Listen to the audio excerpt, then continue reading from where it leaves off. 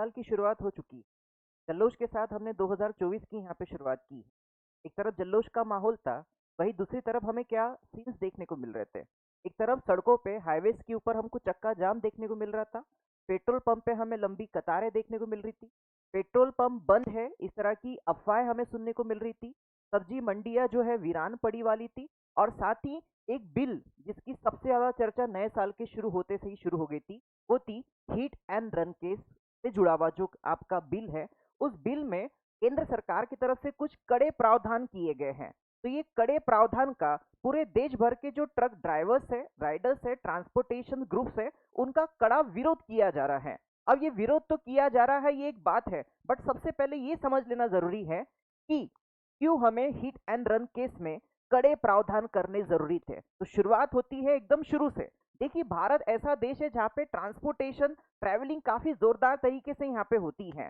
पिछले कुछ सालों के अगर हम आंकड़े निकालते हैं 2020-21 के कंपैरिजन में, अगर मैं 2022-23 की अगर मैं आंकड़े कंपेयर करूं, तो मुझे हिट एंड रन केस जो है, जो ट्रक ड्राइवर्स के माध्यम से या कुछ और हेवी व्हीकल्स के माध्यम से किए जाते हैं, तो इसमें आपको देखने को मिलता है ऑलमोस्ट 11% से लेके 18% की जो है हमें यहाँ पे बढ़ोतरी देखने को मिलती है।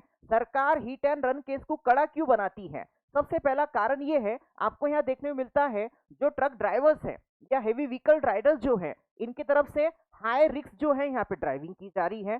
दूसरी वजह है कि रॉन्ग साइड से ड्राइविंग करते हुए काफी जो है यहाँ पे एक्सीडेंट हुए हैं, और साथ ही ड्रिंक एंड ड्राइव वाले भी कुछ मामले जो है यहाँ पे सामने आए हैं।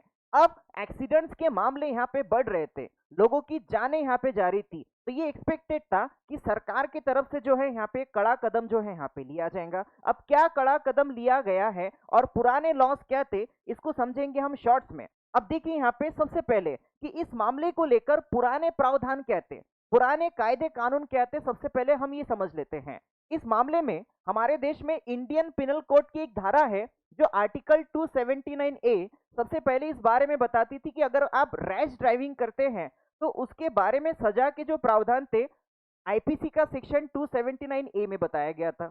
उसके साथ 304A आईपीसी का सेक्शन ये इस बारे में था कि अगर आपके द्वारा ट्रक ड्राइवर के द्वारा गैर इरादतन अगर एक्सीडेंट हो जाता है और उसमें किसी विक्टिम की जान चले जाती है, तो उसमें सजा के प्रावधान जो है आईपीसी के सेक्शन 304A में यहाँ पे दिए गए थे। साथ ही 338 में एक और प्रावधान थे कि इस तरह के रैश ड्राइविंग से कभी कभी पब्लिक प्रॉपर्टी, लोगों की जो जान है यहाँ पे अक्सर खतरे में जाती है। और ये ओवरऑल इसमें जो एक मेरिट पे जो सबसे ज्यादा जो सजा के प्रावधान थे वो थे 2 साल और कुछ फिनेंशियल जुर्माना। ये था पुराना सिस्टम। अब नया सिस्टम क्या है जिसको लेकर पूरा बवाल, पूरे दंगे भड़क गए हैं, पूरे सड़कों के ऊपर ट्रक ड्राइवर्स ने यहाँ पे चक्का जाम कर दिया है। बवाल इसलिए हुआ है कि जो नए प्रावधान है जो सरकार की तरफ से किए गए हैं, क्या है नए प्रावधान, हमें यहाँ देखने को मिलता है आईपीसी का सेक्शन 104B या 1042 जो है, ये क्या बोलता है, अगर एक्सीडेंट होता है गैर इरादतन, अनइंटेंशनल एक्सीडेंट भी होता है ट्रक ड्राइवर्स के द्वारा, और इस एक्सीडेंट में विक्टिम की या फिर आपके ऐसे व्यक्ति की जान चले जाती है जिसका इससे कुछ लेना देना नहीं था, और ट्रक ड्राइवर या एक्सीडेंट करने वाला व्यक्ति एक्सीडेंट करने के बाद हिट एंड रन करता है, बिना पुलिस को मजिस्ट्रेट को बताए बगैर वहां से भाग जाता है, और इस एक्सीडेंट में विक्टिम की डेथ हो जाती है, तो ऐसे कंटेक्स्ट में पहले जो सजा के प्रावधान थे वो थे 2 साल और कुछ फिनेंशियल जुर्माना जो है यहाँ पे लगता था। अब जो नहीं क्या प्रावधान जो यहाँ पे हो गए हैं वो 2 साल से बढ़ाकर कर दिए गए हैं 10 साल के, और साथ ही जो फिनेंशियल जो जुर्माना है वो कर दिया गया है यहाँ पे 7 साल का। तो दोस्तों, जो पूरा का पूरा जो बवाल जो मचा है, पूरे के पूरे जो झंझट यहाँ पे चल रही है, चक्का जाम जो हुआ है, वो हुए हैं 10 साल के लिए। अनइंटेंशनल एक्सीडेंट के लिए, गैर इरादतन एक्सीडेंट के लिए 10 साल की सजा और 7 लाख तक का जो जुर्माना है, ये ट्रक ड्राइवर्स और ट्रांसपोर्टेशन की जो ऑर्गेनाइजेशन है उनका यह बोलना है, ये काफी ज्यादा है। अब हड़ताल करने वाले जो आपके हड़ताल करता है उनके क्या तर्क दिए जा रहे हैं, वो क्यों इस कायदे का यहाँ पे विरोध करते हैं कि ये जो इतने स्ट्रिक्ट लॉस लाए गए हैं ये क्यों उनके लिए फ्रेंडली नहीं है।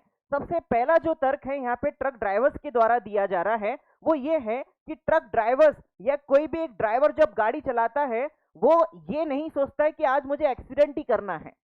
एक्सीडेंट करने के लिए वो गाड़ियां नहीं चला रहे हैं, एक्सीडेंट एक्सीडेंटली होते हैं इसलिए उसे एक्सीडेंट कहते हैं। मतलब कोई भी एक्सीडेंट जो है वो इंटेंसली नहीं होता। ये उनका सबसे पहला यहाँ पे तर्क है। दूसरा तर्क ये है कि एक्सीडेंट्स के केसेस को आप कम करना ही चाहते हैं ना, लॉ स्टिक करना ही चाहते हैं, बट उसके पहले समझ लें कि एक्सीडेंट होने के बहुत सारे स्ट्रक्चरल रीजंस होते हैं, उस पर हमें काम करना बहुत ज्यादा जरूरी है। कभी कभी ऐसा होता है कि रोड जो है प्रॉपर तरीके से बने हुए नहीं होते हैं, रोड पे ट्रैफिक जो है वो मैनेजेबल नहीं होता है। साथ ही आप देखेंगे अदर जो होते हैं एक्सीडेंट में, ट्रक ड्राइवर्स या फिर बाकी के जो लोग होते हैं, इनके अलावा आसपास के लोगों द्वारा बहुत मौके पर केयरलेस ड्राइविंग की जाती है, टू व्हीलर्स द्वारा, कार्स द्वारा, या फिर बाकी और कुछ मामलों में। तो जब आप देखते हैं ट्रक ड्राइवर से या बाकी हेवी व्हीकल चलाने वाले लोगों का ऐसा बोलना है कि और भी कुछ स्ट्रक्चरल रीजंस हैं जिसके वजह से एक्सीडेंट होते हैं, तो ये बात हमें ध्यान में रखनी जरूरी है। तीसरा जो इन्होंने यहाँ पे लॉजिक दिया है कि हिट एंड रन केस के जो मामले हैं, अक्सर नहीं के यहाँ पे कोई भी हेवी व्हीकल का जो ड्राइवर है ये सोच के नहीं आता कि हमको नहीं के यहाँ पे एक्सीडेंट करवाना है। एक्सीडेंट के कुछ नेचुरल रीजंस भी हो सकते हैं। क्या नेचुरल रीजंस हो सकते हैं? रीजन ये हो सकता है कि जिस दिन ट्रक ड्राइवर या हेवी व्हीकल ड्राइवर ड्राइविंग कर रहा है उस दिन उस सड़क पे बहुत ज्यादा फॉग है। विंटर के सीजन में पूरा का पूरा जो रास्ता है आपका कोहरे से यहाँ पे भर जाता है, ये एक रीजन हो सकता है। दिल्ली जैसे सड़कों पे आपको पोल्यूशन देखने को मिलता है, पोल्यूशन के वजह से विजिबिलिटी अक्सर जो है यहाँ पे कम होती है। साथ ही कभी कभी कुछ जगह पे लाइट्स नहीं होते हैं, काफी डार्क साइड्स होते हैं। और इसके साथ साथ आप देखेंगे जब नहीं क्या हमारे यहाँ पे रेनी सीजन चलते रहता है, मानसून का सीजन चलते रहता है, इस सीजन में काफी रेनफॉल में, और साथ ही कभी कभी आप देखेंगे हमारे पूर्वी और पश्चिमी तट पे साइक्लोन्स, तूफान की समस्या होती है। तो ऐसे नेचुरल डिजास्टर्स में, नेचुरल कैलेमिटीज में गाड़ियों को चलाना एक डिफिकल्ट टास्क होता है। और इस बीच अगर अनएक्सीडेंटली, अनइंटेंशनली अगर एक्सीडेंट हो जाता है और उसमें एक्सीडेंट होने वाला जो ड्राइवर है जिसने किया अनइंटेंशनली, उसको अगर 10 साल की सजा हो रही है तो ये इनजस्टिफाइड है, अनजस्टिफाइड है, ऐसा आंदोलन करने वाले लोगों का यहाँ पे तर्क है। बट मेरा आप लोगों से यहाँ पे प्रश्न है, अगर मैं क्राइम ना हो इस बात की पूरी पूरी केयर यहाँ पे लूं और मुझे क्राइम करना ही नहीं है, तो मुझे क्या फर्क पड़ेगा? सजा 2 साल की है या सजा 10 साल की है, मैं पूरी तरीके से आश्वस्त कर लूंगा मुझे कोई क्राइम नहीं करना है, मुझे किसी की जान नहीं लेनी है, तो मुझे क्या फर्क पड़ेगा सजा 2 साल की होती है या फिर आपके यहाँ पे 10 साल की होती है।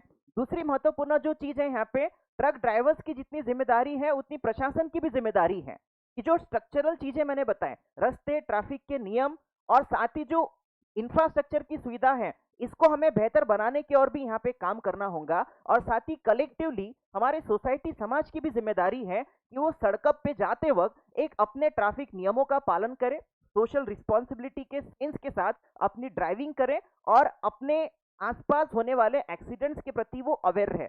इन सभी माध्यमों से हिट एंड रन केस जो है और ओवरऑल एक्सीडेंट्स को हम क्या कर सकते हैं, यहाँ पे कम कर सकते हैं। पिछले दिनों जो हड़ताल हुई है उससे हमें देखने को मिलता है कुछ जगह पे दिक्कतें सामना करना पड़ा है हमें। पहले तो पेट्रोल पंप जो है यहाँ पे बंद पड़ गए हैं, जिससे हमारा जो ट्रांसपोर्टेशन है, ट्रैवलिंग है, अफेक्ट हुआ है। काफी जो इसेंशियल चीजें होती हैं, फ्रूट्स, वेजिटेबल्स और साथ ही मेडिसिन, ऐसे कुछ डेली इसेंशियल चीजें होती है जिसके ट्रांसपोर्टेशन जो है यहाँ पे बाधित हुए हैं। हमारा ट्रेड, कॉमर्स, ई कॉमर्स जो है, ये सब कुछ यहाँ पे क्या हुआ है, प्रभावित हुआ है। तो ये सारे जो चीजें हैं हमें पिछले कुछ 2-3 दिनों में देखने को मिली हैं। तो चलिए देखते हैं इन सब विषय के ऊपर हमारी सरकार क्या प्रतिक्रिया देती है, जनता क्या प्रतिक्रिया देती है, और इस वीडियो को देखने वाले हमारे स्टूडेंट्स, विद्यार्थी और जो संशोधन करता है क्या अपनी प्रतिक्रिया देते हैं। वीडियो अगर आपको पसंद आया तो लाइक करें, शेयर करें। शुक्रिया।